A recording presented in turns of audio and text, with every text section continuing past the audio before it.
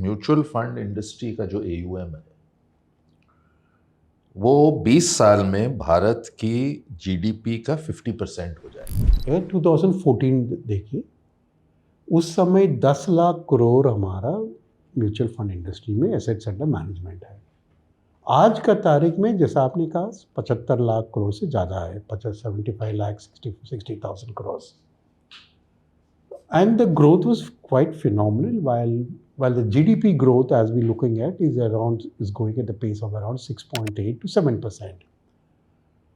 Annually, mutual fund का growth जो है, it will double.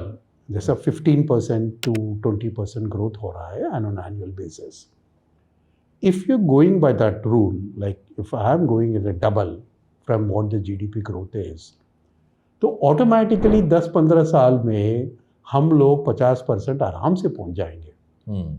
प्रोडक्ट्स जो है म्यूचुअल फंड में एग्रेसिव प्लेयर्स के लिए, मॉडरेट प्लेयर्स के लिए, कंजर्वेटिव प्लेयर्स के लिए, सबके लिए सब तरीका, सब गोल्स के हिसाब से प्रोडक्ट्स है। ये एक इंडस्ट्री है जहाँ पे अपॉर्चुनिटी साइज इतना बड़ा है हमारे सामने, राइट?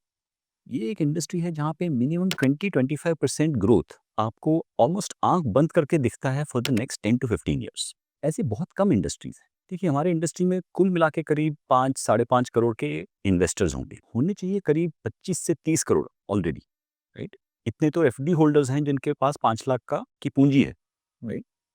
तो अपॉर्चुनिटी साइज वैसे भी है। दूसरा, ये एक इंडस्ट्री है जहाँ पे मार्केट खुद आपको बेनिफिट देता है, राइट?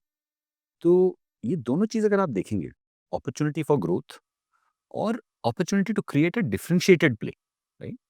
क्योंकि जबकि यहाँ पे 40 AMCs ऑलरेडी थी, लेकिन अपॉर्चुनिटी जो हमें दिख रहा था from a global perspective, consulting में जब मैंने काम किया था, काफ़ी ग्लोबल एसेट मैनेजर्स को भी मैंने काफ़ी नज़दीक से देखा था कि वो क्या-क्या स्ट्रैटेजीज डिप्लॉय करते हैं, क्या नया लेके आते हैं मार्केट में। तो काफ़ी सारे अपॉर्चुनिटीज मुझे इंडिया में भी दिख रहे थे। Product, regulation, and structure, all three have aligned. Structure is in distribution structure, all three aligned.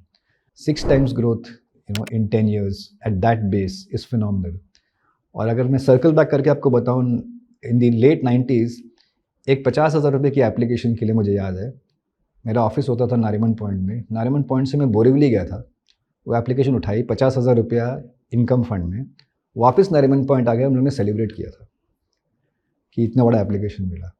Cut to today wherein you have 10 crore SIP accounts, okay, and now SIP is a different word in the lexicon.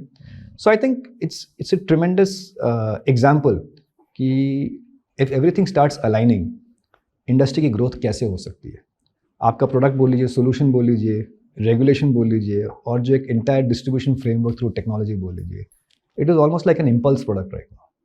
आज से 10 साल पहले अगर मैं आपको बोलता है, 15 साल पहले मैं बोलता है, आप मॉल में पिक्चर देखने गए हैं और आपके पास जेब में 500 रुपये पड़े आपके अकाउंट में, आपको लगा कि मेरे को इन्वेस्ट करना है, उस समय ड्रीम होता था, आज ड्रीम नहीं है।